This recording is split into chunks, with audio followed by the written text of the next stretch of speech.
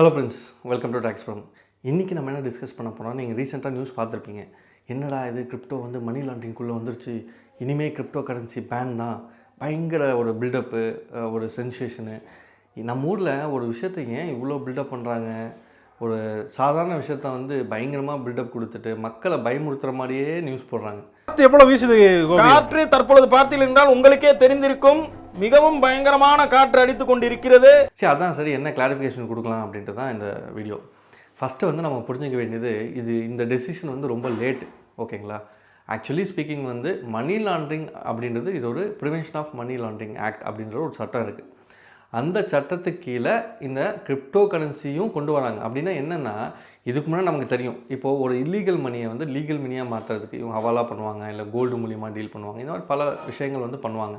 So அந்த மாதிரி பண்ணும்போது வந்து மாட்டிக்கிட்டோம் அப்படின்னா 7 வருஷம் வரைக்கும் ஜெயில் வந்து உறுதி.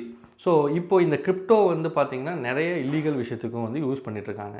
சரி, அதை இப்போ எப்படி கண்ட்ரோல் பண்ணுறது அப்படின்னு பார்த்தா, அதுவும் வந்து இந்த மணி லாண்ட்ரிங் ஆக்ட் கீழே கொண்டு வந்திருக்காங்க. இப்போ யாராவது வந்து ஒரு பிளாக் மணியை வந்து ஒயிட் மணியாக மாற்றுறதோ, இல்லை இல்லீகலாக ஃபண்டு வந்து இந்தியாவிலேருந்து இன்னொரு கண்ட்ரிக்கு அனுப்புகிறதோ, அது கிரிப்டோ மூலியமாக அனுப்புனா கூட அது வந்து மணி லாண்ட்ரிங் ஆக்ட் கீழே வந்துடும்.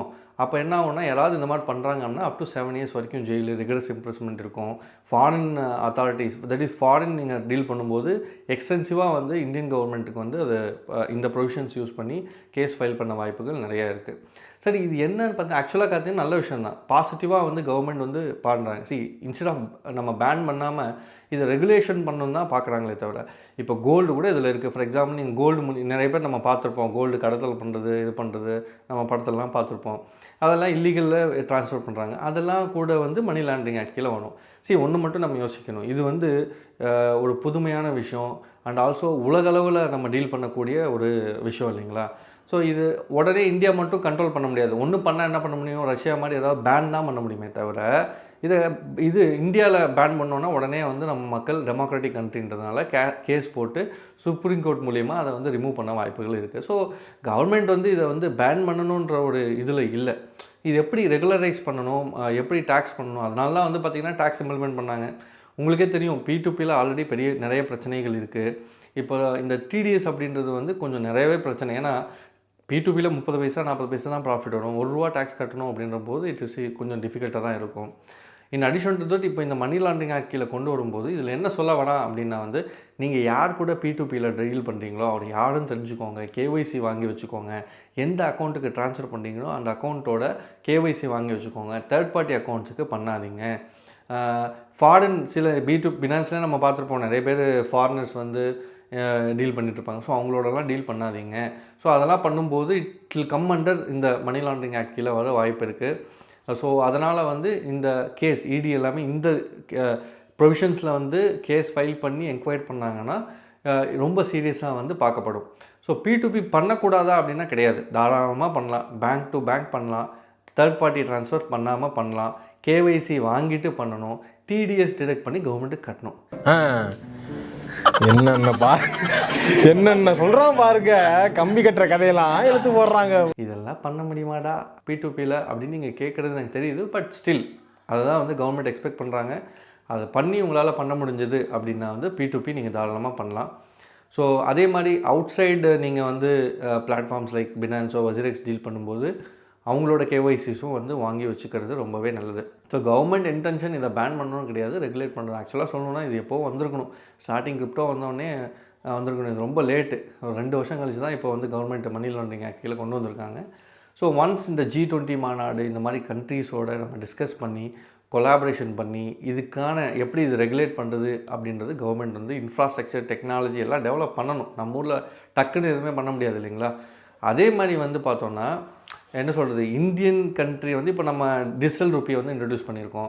அந்தந்த கண்ட்ரி அவங்கவுங்களோட டிஜிட்டல் கரன்சியை வந்து இன்ட்ரடியூஸ் பண்ணுறாங்க. ஸோ கவர்மெண்ட் வந்து பார்த்தோன்னா இதோட டெக்னாலஜி யூஸ் பண்ணி அவங்க ரெகுலேட்டட் கரன்சி தான் பண்ணணும்னு பார்க்குறாங்களே தவிர, இந்த கிரிப்டோவை வந்து விட்டால் கூட இது எப்படி ரெகுலேட் பண்ணுறது அப்படின்றது வந்து கவர்மெண்ட்டுக்கு இது வரைக்கும் ஒரு இன்ஃப்ராஸ்ட்ரக்சர் கிடையாது. அதனால தான் இந்த மாதிரி ப்ரொவிஷன்ஸ் எல்லாம் கொண்டு வராங்க. பட் இது ஆக்சுவலி பார்த்தோன்னா ஒரு நல்ல விஷயந்தான். நம்ம ஊரில் இது ரொம்ப பயமுறுத்துறாங்க. சில நியூஸ் பார்த்தேன், என்னன்னா கிரிப்டோ பேன், இனிமேல் வந்து கிரிப்டோவில் டீல் பண்ண முடியாது, இனிமேல் அவ்வளோதான் கிரிப்டோ இந்தியாவில், இந்த மாதிரி ஏன் தப்பாக பரப்புகிறாங்க அப்படின்றதான் வந்து எனக்கு புரிய மாட்டேங்குது.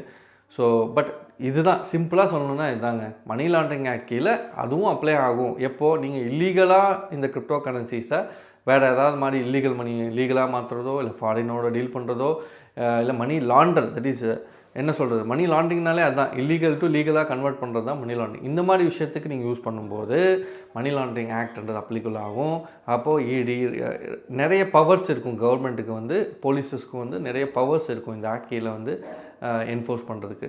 ஸோ அதுதான் வந்து ஃபேக்ட். ஆனால் நம்ம நல்லா நீட்டாக பண்ணுறோம், ஃபேக்ட் P2P பண்ணுறோம், KYC வாங்கிட்டு பண்ணுறோம், உண்மையாக பண்ணுறோன்னா பயப்பட தேவையில்ல. ஆல்ரெடி நிறைய பிரச்சனை இருக்குது, சைபர் கிரைம் கேஸ் வருது, பேங்க் அக்கௌண்ட் ஃப்ரீஸ் ஆகுது, இதெல்லாம் இருக்குது. அதோடு சேர்த்து நம்ம இந்த KYC எப்படி வாங்குறதுன்றது நம்ம பார்க்கணும்.